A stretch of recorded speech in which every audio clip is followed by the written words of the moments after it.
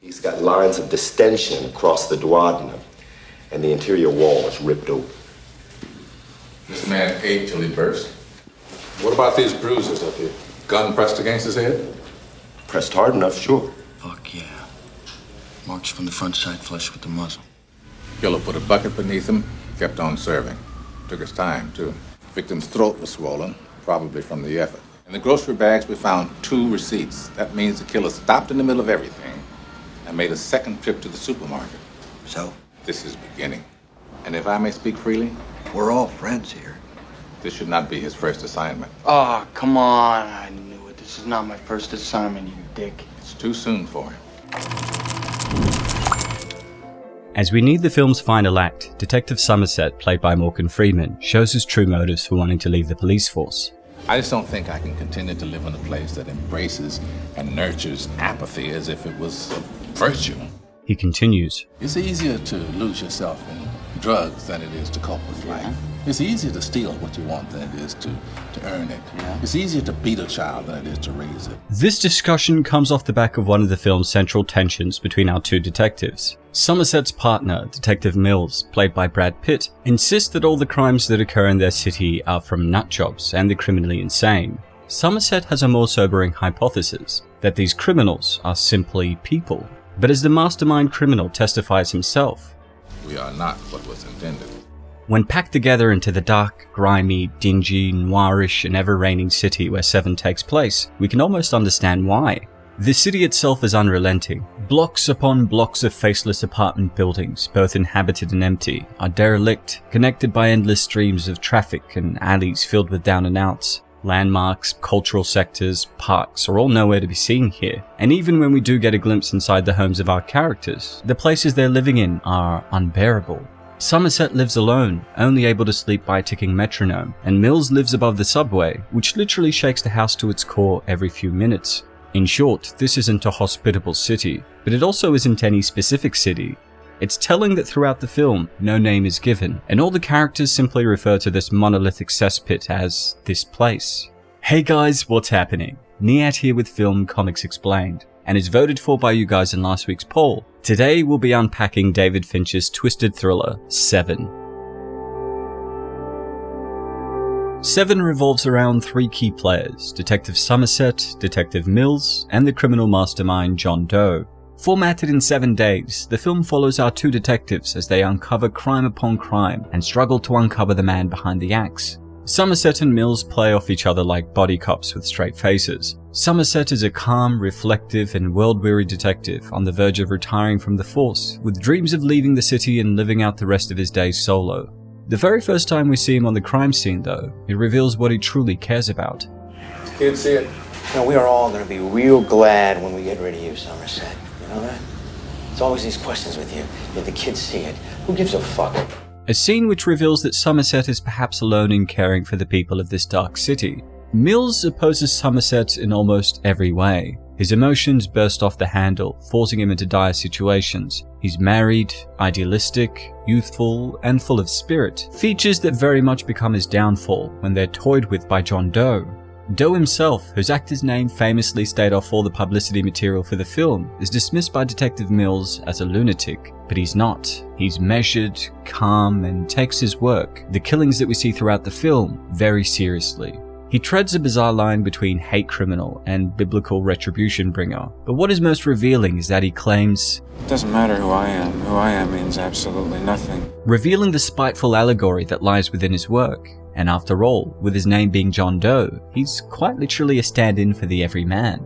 After meeting for the first time, the duo's first call is to an obese man who's died face down in a bowl of spaghetti, forced to eat until his stomach burst with a gun pressed against his head. Ladies and gentlemen, we have ourselves a homicide. Somerset is quick to catch on to this being something larger. You don't risk the time it takes to do this, unless the act itself has meaning.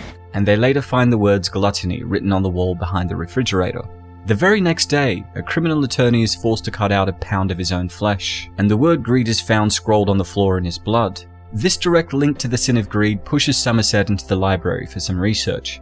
Uncovering fingerprints at the scene of the greed killing on Thursday, the police track down the location of the suspect, a known drug dealer and pedophile. After breaking down the doors of an apartment in a seemingly abandoned building, the police find him strapped to a bed and discover he'd been regularly injected with a cocktail of drugs over the course of a whole year. He may be the victim of this crime, but the SWAT officer's response of, You got what you deserved. is very telling. Even the doctor treating him says, He's experienced about as much pain and suffering as anyone I've encountered, give or take, and he still has hell to look forward to. Here it becomes clear, these killings aren't of innocent people. Instead, people are being punished for their sins by pushing those sins to the extreme. Another day without a killing, Somerset talks to Mills's wife, who reveals that she's pregnant and that Mills is yet to know. Soon after, Mills and Somerset get some intel from an FBI agent about a potential suspect's reading habits, leading them to his address, where he soon turns up and opens fire. After a nail-biting chase, Mills is wounded by the suspect and has a gun put to his head before the suspect quickly flees. Aching to get into the suspect's apartment, Mills kicks the door down, and they soon discover that this was indeed the home of their killer. In perhaps the most grotesque sequence in the entire film, lust sees the act of sex taken to the extreme, with Doe forcing a man to kill a prostitute using a custom-made costume that forces a knife through her. On the final day, the police uncover a model whose nose was cut off her face. With a phone and bottle of pills strapped to either hand, she was given the choice of either going on living disfigured or ending it all. She chose the latter, confirming the folly of pride. As the detectives return to the precinct with no real clues to pursue, Doe turns himself in. But as the detectives note, this is clearly part of his master plan. With Joe now in custody, his lawyer begins to blackmail the detectives, stating he will give a full confession if they follow him to the site of the final two sins. Otherwise, he will plead insanity across the board and likely walk. While they initially debate the validity of the chance he might walk, the detectives reluctantly agree, and the three of them head out to the desolate location for the nail-biting finale. I thought all you did was kill innocent people. Innocent? Is that supposed to be funny? Only in a world this shitty. Could you even try to say these were innocent people and keep a straight face? Doe continues. But that's the point. We see a deadly sin on every street corner, in every home, and we tolerate it because it's common. It's trivial. Here John points a finger at the city. He argues that the value of tolerance that is inherent to living in cities is rotting away the human soul, allowing us to let even the deadly sins pass us by.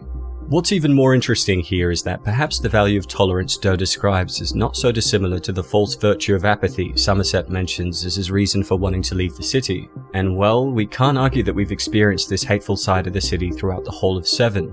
Somerset told us that if you're getting attacked, you must yell fire, not help, as nobody responds to help. And even in the moment where Mills is chasing Doe through the apartment complex with gunshots going off, the tenants above yell at them to shut up instead of trying to lend a hand. If anything, it seems like the city is ready to tolerate any crime, provided it doesn't invade their personal space. But Doe opposes all these modern, arguably liberal sensibilities. He instead takes it as his biblical calling to right these wrongs by revealing the underbelly of all this, while forcing those who sin in broad daylight to die for those sins. Scholar Valerie Allen takes this as a medievalist method of bringing retribution to crime, given its ties to more traditional, religious methods of punishing sinners, methods most plainly seen in Dante's Divine Comedy. But this connection is no mistake. When at the library, Somerset researches Dante, passes it on to Mills, and it comes to light that John had indeed been reading Dante, along with other religious writers. Dante's Divine Comedy has two key points of comparison here. First, we have the clear link to sin.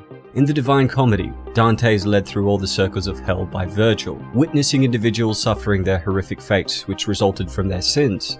Dante describes these sins as instances of love being abused in some way, lust, gluttony, and greed as an excess of love, and sloth, envy, pride, and wrath being a lack of that love. Of course, love is nowhere to be seen in Seven, not even in the relationship between Mills and his wife. But Dante's conception of the sins also come with the understanding that all human actions are accountable to reason, leaving no domain safe for private vices. In other words, for Dante, every action bears global repercussions, an ideology which is applicable to both our antagonist John Doe and the police force itself. But unlike the police force, who in Seven appear to only act out of necessity and careerist goals, Who gives a fuck? Doe acts out the divine principle of justice, seeking out and punishing those who sin, either in plain sight or behind closed doors. Secondly, and more subtly, Dante's Divine Comedy is reflected in the detectives themselves. Mills, with all of his earthly passions and explosive emotions, reflects the worldly Dante, who longs to spend time with his wife, while the profound wisdom and illumination of Somerset reflects that of Virgil, Dante's guide through hell, who ensures he stays safe, wary, and understanding of the world he's in. But drawing us back from Dante's Renaissance medieval city, 7 reminds us that this is modernity, and as such, there's no divine presence that punishes the sinners, only man who takes the sins of sinners and turns those sins against them, in turn also making him a sinner. Thus, while Doe is enacting divine retribution upon the detritus of the unnamed Rainy City, he is simultaneously condemning himself. After arriving at the location of the last 2 sins, Doe reveals that he had become envy, exclaiming how he envied Mills's normal life and wife. What's in the box? Her pretty head. Prompted by the discovery that the box contained the head of his wife, and that she was pregnant, Mills embodies wrath and kills him, despite Somerset's pleas that this act would mean that they had lost. But it's when we take a closer look at John Doe's promise that long is the way, and hard that out of hell leads up to light, posted on the wall of one of his victims, and one of the final lines of the film, a quote from Hemingway, beautifully uttered by Freeman Somerset, that we get a window into the true spirit of David Fincher's Seven. The world is a fine place and worth fighting for. I agree with the second part. Despite all the deplorable images, heinous acts, and the impenetrable darkness within his city, the weight of which tears into his spirit on a daily basis, Somerset leaves us with not only hope, but with a sense of duty to right that which is wrong. It's no surprise then that the so-called retired detective sacrifices his dreams of retiring solo on a farm, closed off from a city that needs him, and accepts that he can never retire for the greater good. Where you gonna be? Around.